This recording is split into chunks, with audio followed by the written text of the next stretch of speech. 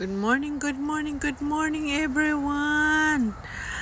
Ayan, ipapakita ko lang sa inyo yung aming mga puno ng kahoy is green na. Malapit na kami mag-garden. Pero malamig pa rin. At saka yung aming kubo dito medyo matatapos na.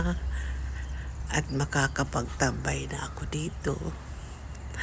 Pasensya na guys sa aking mga family and friends sa FB and YT.